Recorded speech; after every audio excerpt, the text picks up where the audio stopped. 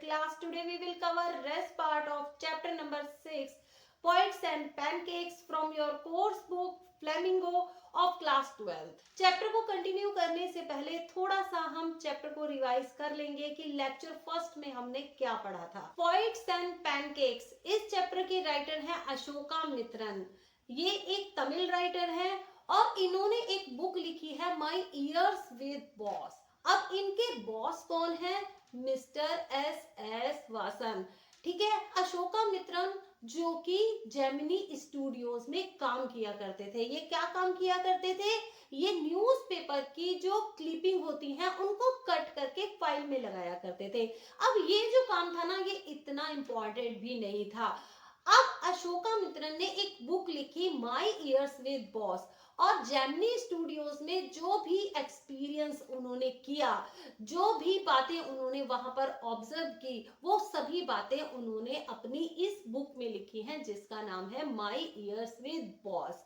अब जेमिनी स्टूडियोज में जो भी पोएट्स थे और वहां पर पैनकेक नाम का जो भी मेकअप मटेरियल यूज किया जाता था, तो यही इस चैप्टर का नाम है पोएट्स एंड पैनकेक. और ये chapter my years with book में से एक छोटा सा एक्सर्प्ट है. मीन्स इस बुक में से एक छोटा सा पार्ट है जो आपके बुक में एक चैप्टर के रूप में दिया गया है जिसका नाम है पोइट्स एंड पैनकेक. अब देखिए, लेक्चर नंबर फर्स्ट में हमने पढ़ा था कि जेमिनी स्टूडियोज जो कि मद्रास में लोकेटेड था और इसके फाउंडर थे एस एस वासन और इनको बॉस भी बोला गया है. चैप्टर में कई बार इनको बॉस भी बोला गया है क्योंकि यही जेमिनी स्टूडियोज के मालिक थे एस एस वासन.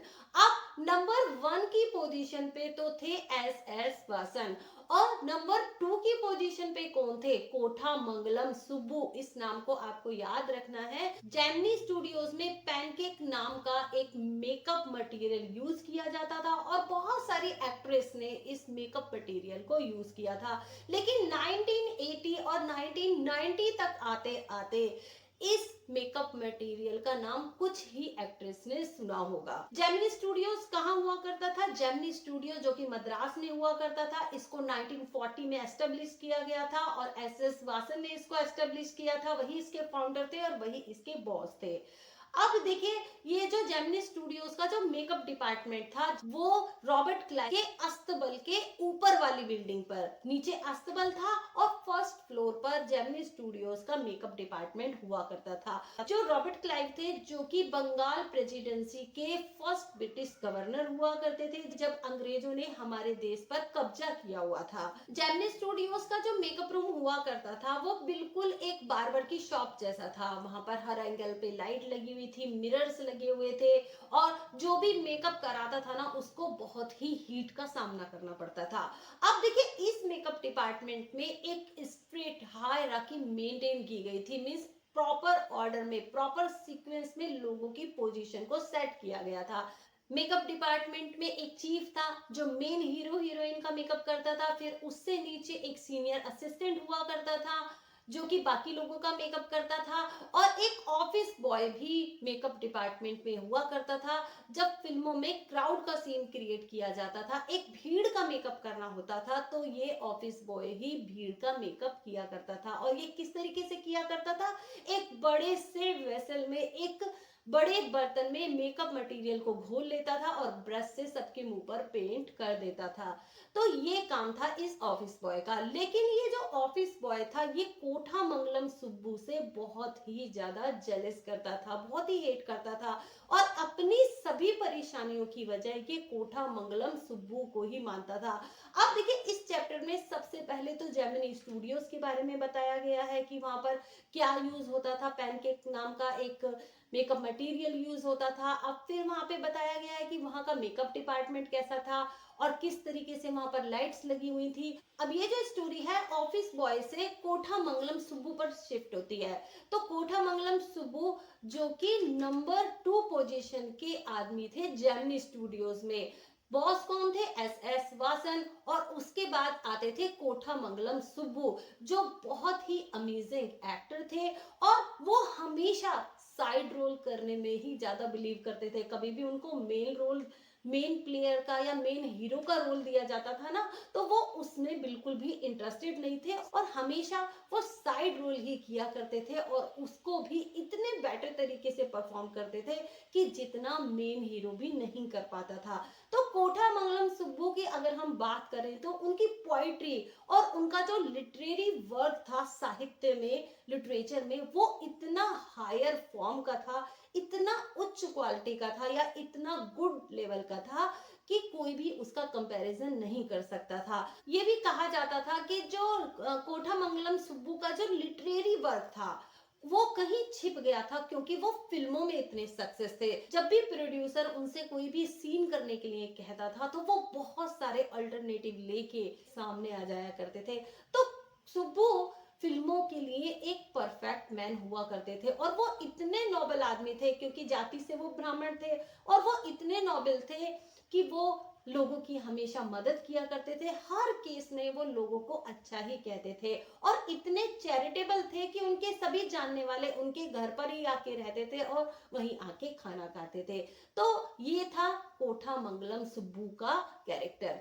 अब यहाँ पर एक क्वेश्चन भी आपसे पूछा जा सकता है कि कोठामंगलम सुब्बू की कौन कौन सी क्वालिटी थी, उनके कैरेक्टर की क्या क्या क्वालिटीज थी, कि वो बहुत ज्यादा चैरिटेबल थे और एक बहुत ज्यादा अमेजिंग पर्सन थे और उनकी पोइट्री भी हायर फॉर्म की थी।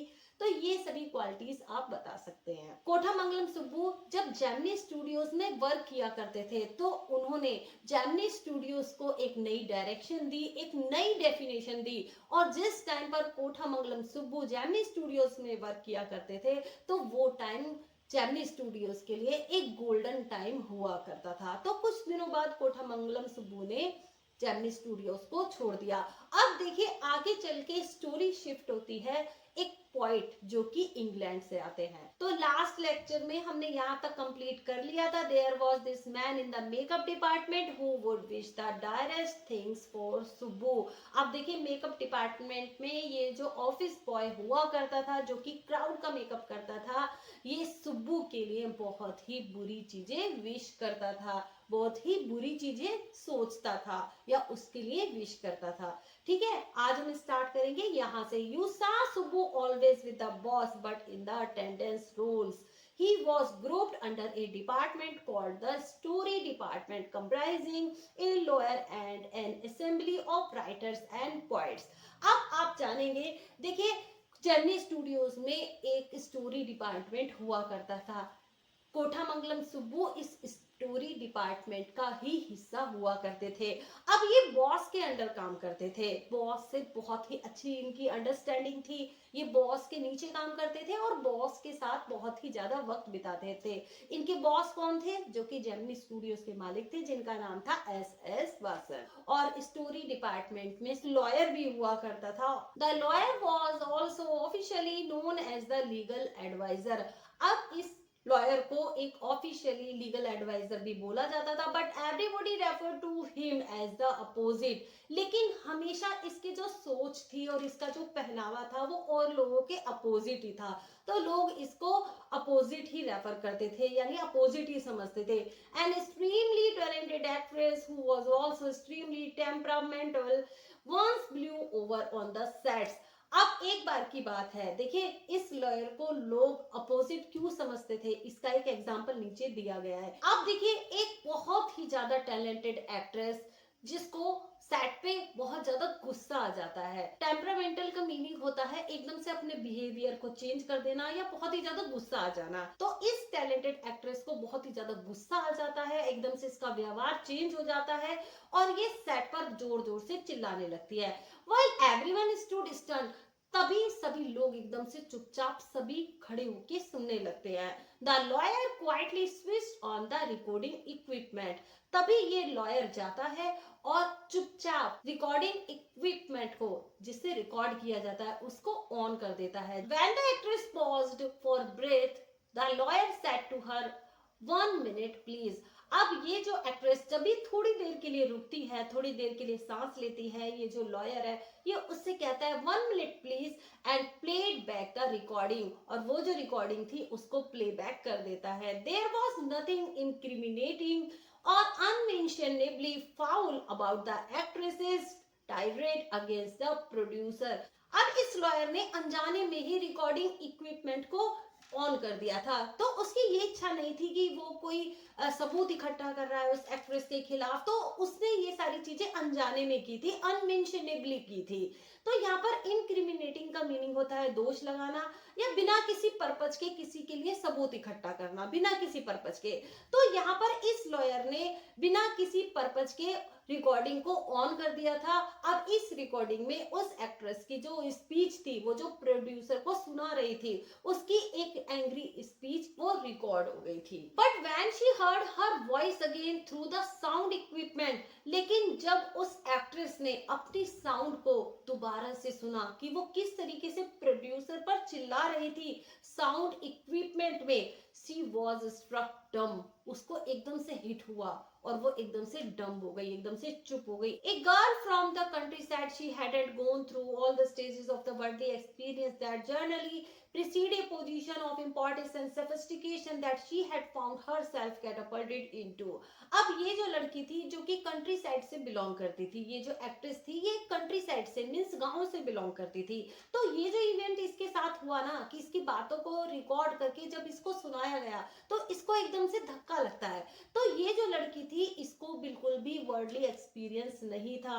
प्रिसीड का मीनिंग होता है बेहतर होना और सोफिस्टिकेशन का मीनिंग होता है विवेक, कैटापिल्टेड का मीनिंग होता है टू थ्रो समबॉडी। ये जो एक्ट्रेस थी इसने अपनी लाइफ में सफरिंग को नहीं झेला था। मीन्स जब कोई एक्ट्रेस बड़ा बनता है यानी एक हायर लेवल पर पहुंचता है तो बहुत सारे स्टेजेस को झेल के वो जाता है, बहुत सारे एक्सपीरियंस करता है, बहुत सफरिंग उसको झेलनी पड़ती है। ये जो एक्ट्रेस थी इसने अपनी लाइफ में कोई भी वर्ल्डली एक्सपीरियंस नहीं किया था। इस लड़की ने अपने आप को जेमिनी स्टूडियो से बाहर पाया। She never quite recovered from the terror she felt that day। और ये लड़की कभी भी इस टेरर से बाहर नहीं निकल पाई जो भी इसके साथ हुआ था।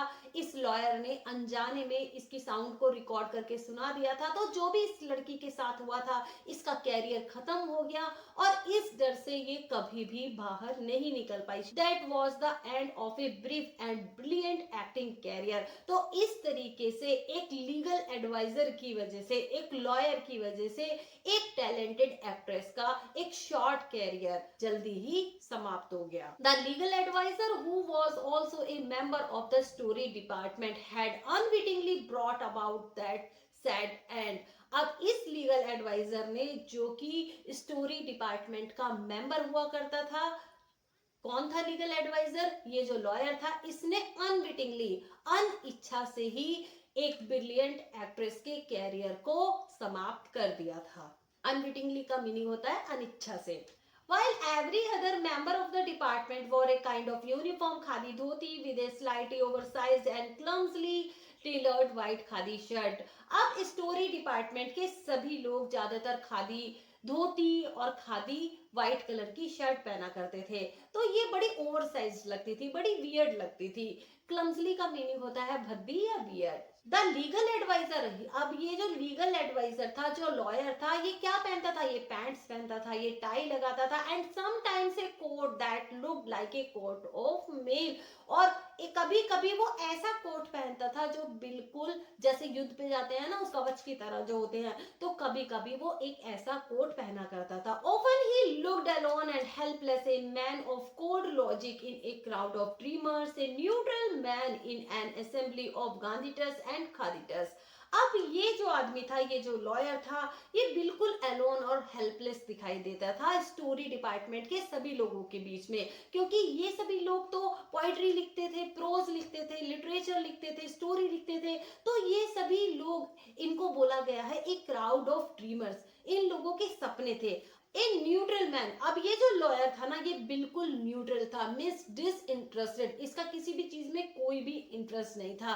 तो यहाँ पर बोला गया है कि गांधी को फॉलो करने वाले और खादी कपड़े पहनने वालों के बीच में ये जो न्यूट्रल मैन था ये बड़ा ही कोल्ड लॉजिक वाला था, ये बिल्कुल ठंडे ही विचार वाला था। Like so many of those who were close to the boss, he was allowed to produce a film, and though a lot of raw stock and pancake were used on it, not much came of the film। अब देखिए जो भी boss के करीब हुआ करते थे। Boss कौन थे जेमिनी स्टूडियोज के? एस वासन।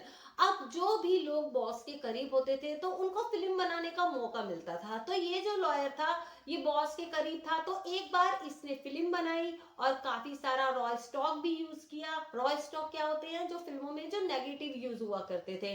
तो इसने काफी सारा रॉ स्टॉक भी यूज किया और पैनकेक मेकअप मटेरियल को भी बहुत सारा यूज किया गया इसकी फिल्म में। लेकिन जो फिल्म थी वो नहीं चली। That one day the boss closed down the story department, and this was perhaps the only instance in all human history where a lawyer lost his job because the poets were asked to go home. अब boss ने क्या किया? Boss ने Gemini studios के story department को close कर दिया, बंद कर दिया, क्योंकि इस लॉयर ने जो फिल्म बनाई थी वो फ्लॉप हो गई, वो चली ही नहीं।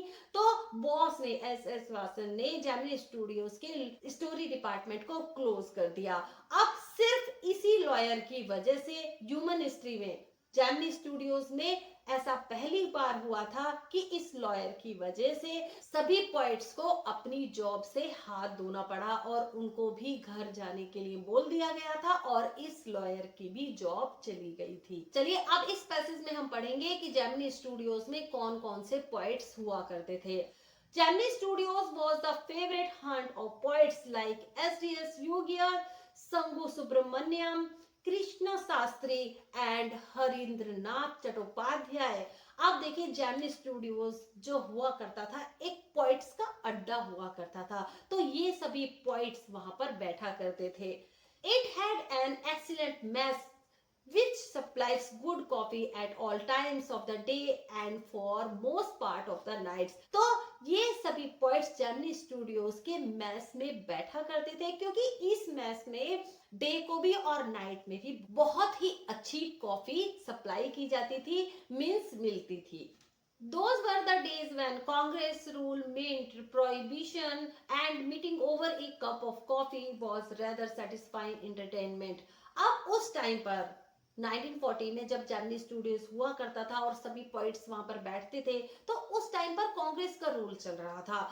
उस टाइम पर इस तरीके की मीटिंग करना निषेध थी, बैन थी। प्रोहिबिशन का मीनिंग होता है बैन। अब ये जो कॉफी मीटिंग हुआ करती थी जब सभी पोइट्स बैठ के कॉफी पिया करते थे, तो ये एक सेटिस्फाइंग इंटरटेनमेंट हुआ करता था जिसमें लोगों को या पोइट्स को बहुत ज्यादा सेटिस्फेक्शन मिलता था। Barring the office boys and a couple of clerks, everybody else at the studios radiated leisure and prerequisite for poetry. Office boy को छोड़ के और ये जो दो क्लर्क्स थे उन सभी को छोड़ के हर कोई जेमिनी स्टूडियोज में अपनी पोस्ट को एंजॉय कर रहा था। रिक्विजिट का मीनिंग होता है मांग करना, और पोइट्री की मांग पहले से ही कर रहे थे। Most of them wore khadi and worshipped Gandhiji, but beyond that they had not faintest appreciation for political thought of any kind। जो भी लोग जेमिनी स्टूडियोज में खादी धोती और खादी कुर्ता पहनते थे या खादी शर्ट पहनते थे, तो ये सभी पोइट्स क्या करते थे? ये गांधी जी के तो फॉलोवर थे ही और गांधी जी की पूजा भी करते थे, लेकिन किसी भी पॉलिटिकल थॉट्स में ये इंटरेस्टेड नहीं थे। मिस पॉलिटिक्स में ये लोग इंटरेस्टेड नहीं थे। They were all averse to the term communism. Gemini studios के जितने भी पोइट्स थे ये कम्युनिज्म में बिलीव नहीं करते थे, मीन्स इसका विरोध करते थे। कम्युनिज्म का मीनिंग होता है साम्यवाद, और जो एक साम्यवादी होता है, एक communist was a godless man, वो एक गॉडलेस मैन होता है, मीन्स इसका कोई भी भगवान नहीं होता। ही हैड नो फिलियल और कॉन्जुगल लव, मीन्स ये अपने बच्चों से भी प्यार नहीं करता और जिससे इसकी शादी हुई है उससे भी प्यार नहीं करता। इसके पास कोई भी लव नाम की चीज नहीं होती। फिलियल का मीनिंग होता है पुत्र संबंधी और कंजुगल का मीनिंग होता है विवाह संबंधी। He had no compunction about killing his own parents or his children। और इसको ये जो कम्युनिस्ट होता है ना, इसको अपने बच्चों को और अपने पेरेंट्स को किल करके भी कोई भी पछतावा नहीं होता। कंपंक्शन का मीनिंग होता है पछतावा या regret. He was always out to cause and spread unrest and violence among innocent and ignorant people। Ignorant का मीनिंग होता है अज्ञानी, इनोसेंट का मीनिंग होता है मासूम या निर्दोष। अब ये जो कम्युनिस्ट होता है ये हमेशा बाहर ही घूमता रहता है और समाज में और लोगों के बीच में हिंसा को फैलाता रहता है, वायलेंस को बढ़ावा देता है। Such notions which prevailed everywhere else in South India at that time also naturally floated about vaguely among the khadi-clad poets of Gemini Studios. Evidence of it was soon worth coming. अब इस तरीके के विचार पूरे मद्रास में फैले हुए थे। नोशंस का मीनिंग होता है विचार, प्रिवेल्ड का मीनिंग होता है प्रचलन, और फ्लोटेड का मीनिंग होता है बहना, और वेगली का मीनिंग होता है थोड़ा। तो कम्युनिज्म को बहुत ही बुरा माना जा रहा था, उसका जो इम्पैक्ट था लोगों के ऊपर, एक बहुत ही नेगेटिव विचारधारा थी कम्युनिज्म के खिलाफ। अब इस तरीके के जो विचार पूरे मद्रास में फैले हुए थे, और उस टाइम पर ये जो खादी पहनने वाले जो पॉइंट्स थे जेमिनी स्टूडियोज में, इन लोगों के मन में भी कम्युनिज्म के प्रति बहुत ही नेगेटिव सोच बन गई थी, बहुत ही बुरी धारणा बन गई थी। तो इसका जो रिजल्ट था, एविडेंस का मीनिंग होता है प्रमाण, इसका जो प्रमाण था ना, कुछ दिनों बाद मिलने वाला था कि कम्युनिज्म कितना बुरा है। कम्युनिज्म एक ऐसी विचारधारा है जिसमें रिसर्चर कहते हैं कि इसमें लोग एक ही क्लास के होंगे, स्टेट लेस होंगे, उनका कोई राज्य नहीं होगा, और सभी लोग इक्वली अपने एबिलिटी के अकॉर्डिंग काम करेंगे। तो ये था communism. When French Buchman's moral rearmament army, some 200 strong, visited Madras sometime in 1952, they could not have found a firmer host in India than the Gemini Studios. जब फ्रैंक बूचमैन अपनी moral रीएर्मामेंट army के 200 लोगों के साथ मद्रास में एंटर करते हैं, visit करते हैं 1952 में, तो इन्हें जेमिनी स्टूडियो से अच्छा कोई भी वार्मर होस्ट नहीं मिला इंडिया में। तो जेमिनी स्टूडियोज ने इनको बहुत ही अच्छे से होस्ट किया, इनको बहुत ही अच्छे से वेलकम किया। Someone called the group an international circus. कुछ लोग ऐसा कहते थे इन लोगों के बारे में कि शायद ये इंटरनेशनल सर्कस वाले हैं। They weren't very good on the trapeze and their acquaintance with animals was only at the dinner table. और ये जो लोग थे, ये जो MRA आर्मी के जो लोग थे, ये लोग ट्रैपजी में भी अच्छे नहीं थे। ट्रैपजी एक तरीके की आर्ट होती है जो सर्कस में यूज होती है, आप इस फोटो में देख सकते हैं। तो ये लोग ट्रैपजी में भी अच्छे नहीं थे और एनिमल से भी ज्यादा परिचित नहीं थे, और ओनली ये एनिमल से सिर्फ डिनर टेबल पर ही मिलते थे। But they presented to place in a most professional manner. लेकिन ये जो MRA आर्मी के जो लोग थे, इन्होंने टू प्लेस प्रेजेंट किए बड़े ही प्रोफेशनल मैनर में, बहुत ही अच्छे तरीके से, जिसका नाम था जोथम वैली और एक का नाम था forgotten factor. There Jotham Valley and the Forgotten Factor ran several shows in Madras, and along with the other citizens of the city, the Gemini family of 600 saw the plays over and over again. और ये दोनों show Madras में चलाए गए और मद्रास के बहुत सारे लोगों ने इस शो को देखा, और जेमिनी स्टूडियोज के 600 लोगों ने इस शो को बार बार देखा। The messages of the plays were usually plain and simple homilies. और ये जो प्ले थे, इनका जो मैसेज था वो बिल्कुल सिंपल था और एक रिलीजियस मैनर था, ठीक है। But the sets and the costumes were first rate. अब इन लोगों के जो सेट्स हुआ करते थे, ये जो बाहर से लोग आए थे, जो MRA मोरल रीआर्मामेंट आर्मी के जो लोग थे, इनके जो सेट्स हुआ करते थे और कॉस्ट्यूम हुआ करते थे, वो फर्स्ट रेट के थे, मींस गुड क्वालिटी के थे। Madras and the Tamil drama community were terribly impressed, and for some years almost all Tamil plays had a scene of sunrise and sunset in the manner of Jotham Valley, with a large stage, a white background curtain and a tune played on the flute. अब देखिए, ये जो मद्रास और Tamil drama community के जो लोग थे, वो इन दोनों शोज से इतने ज्यादा इम्प्रेस हुए कि इन्होंने अपने तमिल प्लेज में जो सनराइज और सनसेट का जो सीन था, जिसमें सूरज को दिखाते हैं, वो बिल्कुल जोथम वैली में जैसा दिखाया जाता था, इसी तरीके से पिक्चराइज करना शुरू कर दिया। तो वो सीन कैसा होता था? खाली स्टेज, उस पर बैकग्राउंड पे कर्टन लगे हुए होते थे, और एक फ्लूट की मींस बांसुरी की जो ट्यून थी वो प्लेड की जाती थी। तो इसी तरीके से तमिल प्लेस में भी सनराइज और सनसेट का सीन पिक्चराइज किया जाने लगा. It was some years later that I learned that the MRA was a kind of counter movement to international communism, and the big bosses of Madras like Mr. Vasan simply played into their hands. Ashoka Mitran लिखते हैं कि मुझे कुछ सालों बाद पता चला कि ये जो एमआरए के जो लोग थे ये भी इंटरनेशनल कम्युनिज्म के बिल्कुल खिलाफ थे, लेकिन इन्होंने हमारे जो बॉस थे, मद्रास के जो बिग बॉस थे मिस्टर वासन को अच्छी तरीके से यूज किया. मिस जेमिनी स्टूडियोज में आकर उन्होंने अपने शोज चलाए. I am not sure, however, that this was indeed the case for the unchangeable aspect of these big bosses and their enterprises remained the same, MRA or no MRA, international communism or no international communism.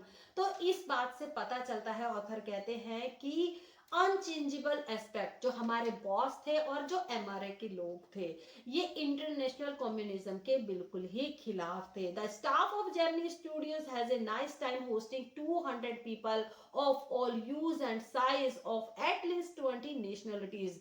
तो जिस time पर MRA के ये जो army वाले लोग यहाँ पर आए थे तो वो एक बहुत ही अच्छा टाइम था जेमिनी स्टूडियोज का, जब उन्होंने एमआरए आर्मी के 200 लोगों को होस्ट किया था. जेमिनी फैमिली में ये लोग आए थे और इसमें से कुछ लोग जो कि 20 नेशनलिटीज को बिलोंग करते थे. मिस मोरल रीआर्मामेंट आर्मी के ये जो 200 लोग थे ना, इनमें से 20 लोग जो कि 20 नेशनलिटीज से बिलोंग करते थे, 20 देशों से बिलोंग करते थे.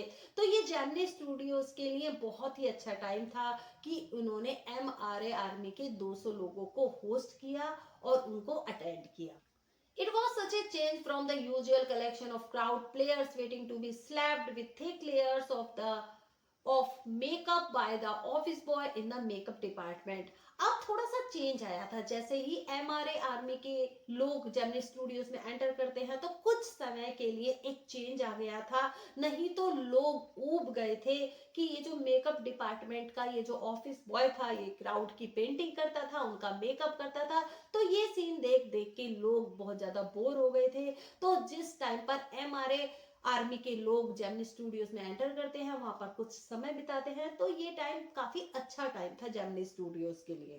A few months later, the telephone lines of the big bosses of Madras burst, and once again we at Gemini Studios cleared a whole shooting stage to welcome another visitor. तभी कुछ महीनों बाद big boss की mister S Vasan की telephone line बजती है, उनका phone बजता है और जेमिनी स्टूडियोज में एक और विजिटर आने वाले थे. All they said was that he was a poet from England. सभी लोग कह रहे थे कि ये जो पोइट है ये इंग्लैंड से आ रहे हैं. The only poets from England the simple Gemini staff knew or heard of were Wordsworth and Tennyson. अब जेमिनी स्टाफ के लोगों ने सिर्फ टेनिसन और वर्ड्सवर्थ के बारे में ही सुना था. The more literate ones knew of Keats, Shelley and Byron. और कुछ जो पढ़े लिखे थे वो सिर्फ किट्स, शेली और बायरन को जानते थे. And one or two might have faintly come to know of someone by the name Eliot. और एक दो को ही इलियट के बारे में हल्का फुल्का पता था. Who was the poet visiting the Gemini studios now. तो अब ये क्वेश्चन बनता है कि जेमिनी स्टूडियोज में ये जो इंग्लैंड से जो पोएट आ रहे हैं ये कौन है.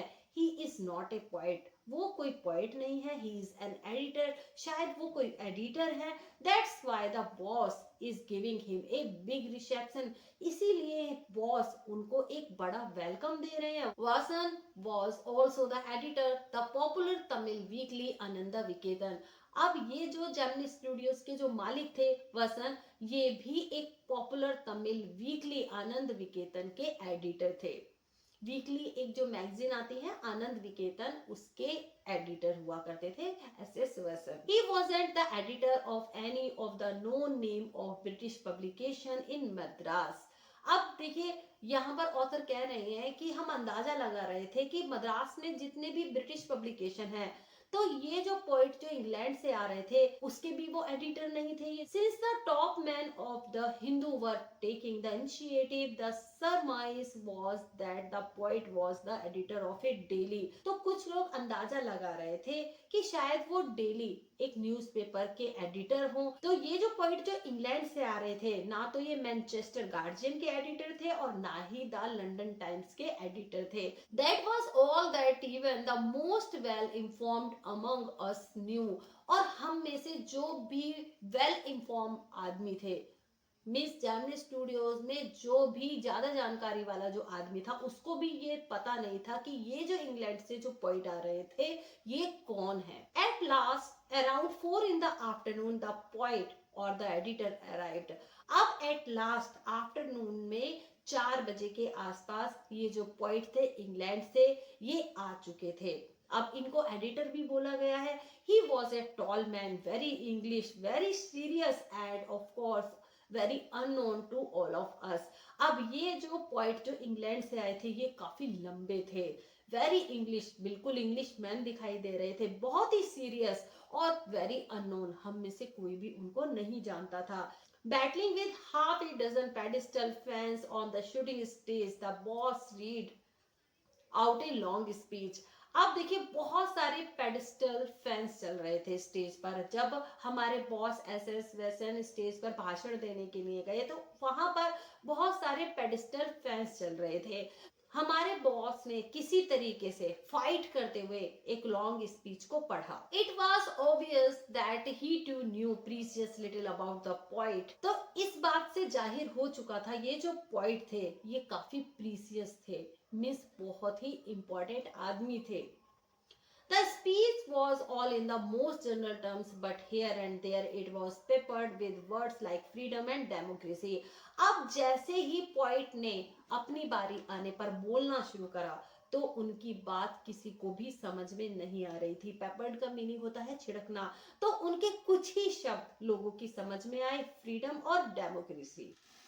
तो जब ये पॉइंट बोल रहे थे तो लोगों की सिर्फ दो ही शब्द समझ में आते हैं, एक तो फ्रीडम और दूसरा democracy. He couldn't have address a more desert silent audience. अब ये जो पॉइंट है ये लोगों से ज्यादा इन्वॉल्व नहीं हो सके, ये लोगों को अपनी बात को नहीं समझा सके, क्योंकि लोग जो बिल्कुल सिंपल थे, जो सिर्फ अपनी ही मदर टंग जानते थे, तो ये जो इंग्लिश मैन थे इनकी भाषा लोगों की समझ में नहीं आ रही थी। No one knew what he was talking about and his accent defeated any attempt to understand what he was saying. कोई भी नहीं जानता था कि ये जो पॉइंट थे जो इंग्लैंड से आए थे ये क्या कहना चाहते थे। इनकी बात को कोई भी समझ नहीं पा रहा था और इनका जो बोलने का एक्सेंट था उसको तो बिल्कुल भी लोग नहीं समझ रहे थे। What he was saying, वो क्या कहना चाह रहे थे तो लोग बिल्कुल भी नहीं समझ पा रहे थे। The whole thing lasted about an hour। और ये सारी चीजें, ये जो स्पीच थी 1 घंटे तक चली। Then the poet left and we all dispersed in utter bafflement। What are we doing? और जैसे ही पोइट ने स्टेज छोड़ा, पोइट वहां पर भाषण दे रहे थे, तो जैसे ही इस इंग्लिश पोइट ने स्टेज छोड़ा हम सब लोग कंफ्यूज हो गए और हम सभी वहां से भाग गए। What is an English poet doing in a film studio which makes Tamil film for the simplest sort of people? अब ऑथर सोच रहे हैं कि ये जो इंग्लिश पोइट थे ये हमारे फिल्म स्टूडियोज में क्या कर रहे थे।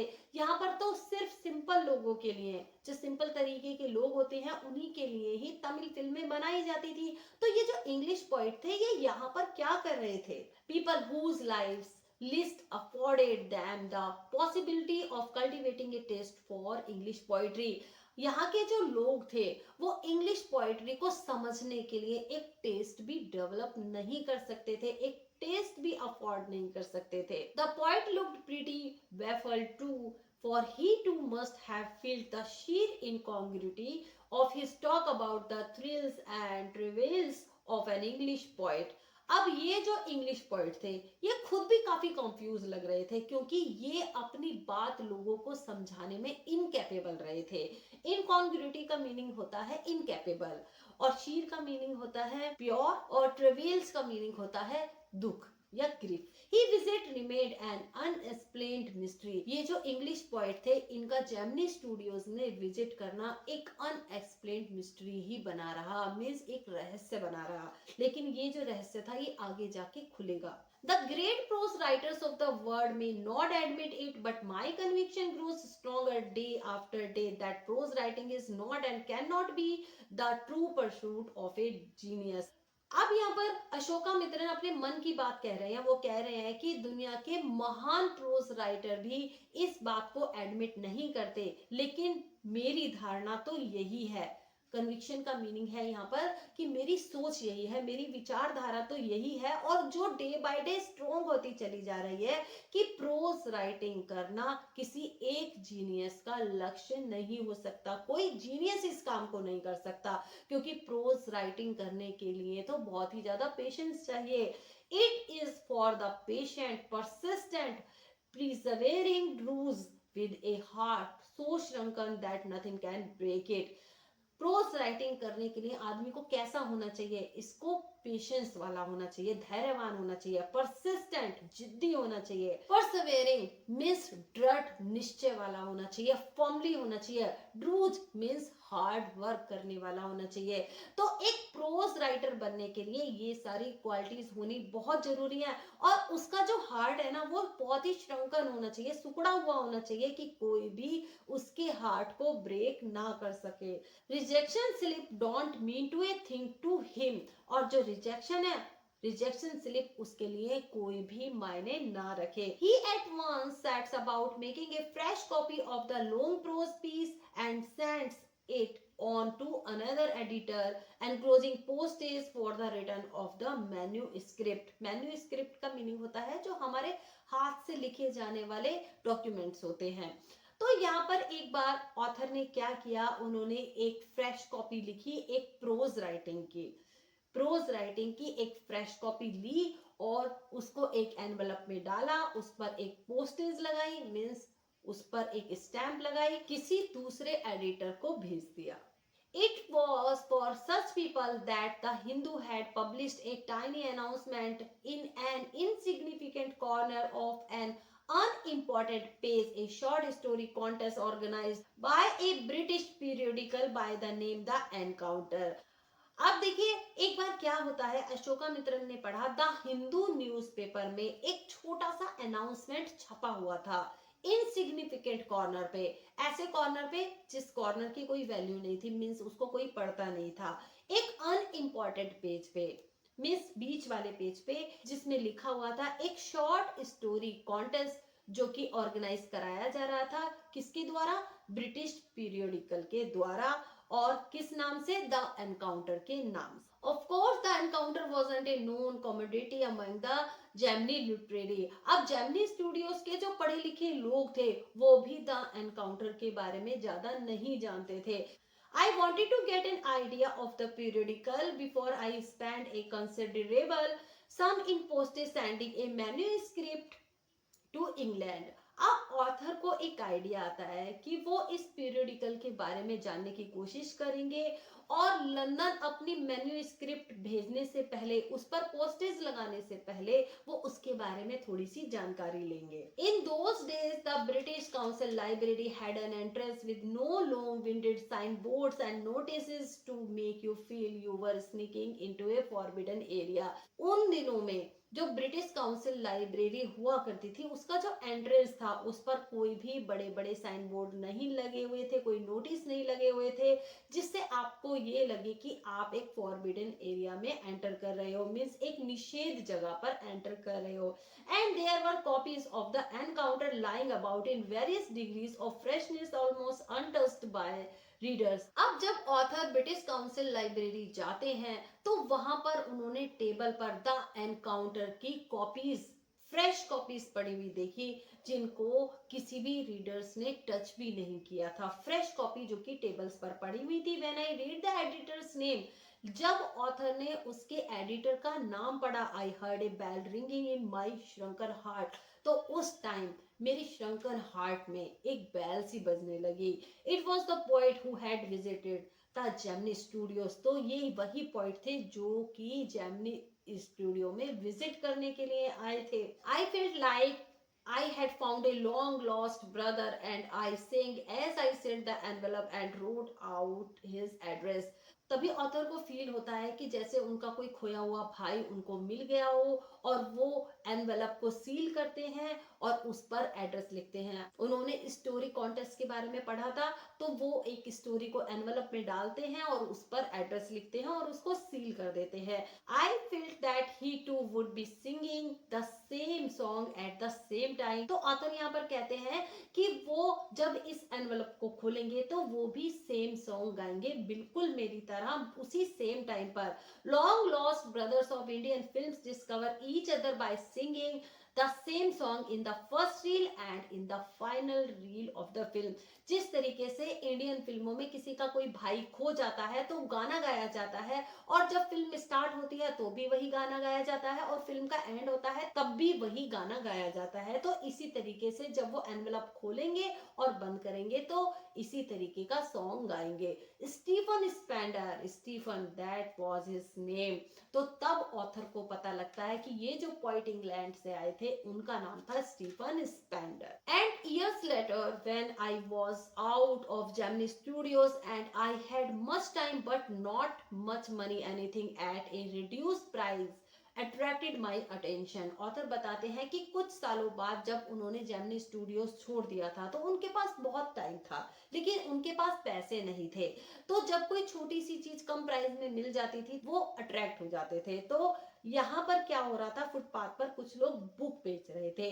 On the footpath in a front of the Madras Mount Road post office there was a pile of brand new books for 50 paise each. तो यहाँ पर Madras Mount Road post office के सामने फुटपाथ पर कुछ नई किताबें जो कि 50 पैसे में मिल रही थी। हर एक का प्राइस क्या था, 50 पैसे।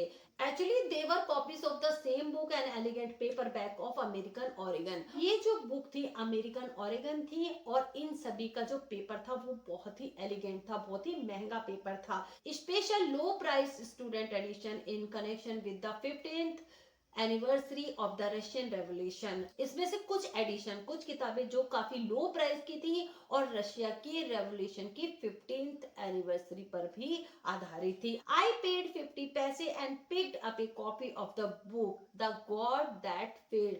तो यहाँ पर ऑथर ने 50 पैसे दिए और उन्होंने कौन सी बुक खरीदी, द गॉड दैट फेल्ड, और ये कम्युनिज्म के ऊपर ही थी। अशोकामित्रन ने ये जो बुक खरीदी थी द गॉड दैट फेल्ड, इसमें 6 बड़े बड़े महान लेखकों ने अपने 6 ऐसे लिखे थे, और इन ऐसे में उन्होंने कम्युनिज्म को डिस्क्राइब किया था, कम्युनिज्म की जर्नी को डिस्क्राइब किया था, और किस तरीके से वो उस कम्युनिज्म से मींस उसके डिसइल्यूजन से बाहर निकलते हैं। ठीक है, ये सभी चीजें इस बुक में डिस्क्राइब की गई थी। और इसके लेखक कौन थे, Andre Gide, Richard Wright, Ignazio Silone, Arthur Koestler, Louis Fischer and Stephen Spender. Stephen Spender, suddenly the book assumed tremendous significance, और सडनली ऑथर के मन में एक विशाल सिग्निफिकेंस उस बुक के लिए आ जाती है, और उस लेखक के लिए भी आ जाती है जिनका नाम था Stephen Spender, the poet who had visited Gemini Studios. अब यही पोएट थे स्टीफन स्पेंडर जो कि इंग्लैंड से हमारे जेमिनी स्टूडियोज में आए थे। In a moment I felt a dark chamber of my mind lit up by a hazy illumination. तो यहाँ पर ऑथर बता रहे हैं कि जब मैं अपने डार्क चैम्बर में बैठा हुआ था तो मेरे माइंड में एकदम से कुछ देर के लिए एक बत्ती सी जल गई। The reaction to Stephen Spender at Gemini Studios was no longer a mystery. तो अब स्टीफन स्पेंडर जो जेमिनी स्टूडियोज में आए थे, अब ये एक मिस्ट्री नहीं रह गया था। The boss of the Gemini Studios may not have much to do with Spender's poetry, but not with his God that failed। तो अब यहाँ पर पता चलता है कि बॉस भी कम्युनिज्म का फेवर नहीं करते थे। अब यहाँ पर पता चलता है कि इसीलिए स्टीफन स्पेंडर को जेमिनी स्टूडियोज में विजिट करने के लिए बुलाया गया था, क्योंकि वो कम्युनिज्म के बिल्कुल खिलाफ थे।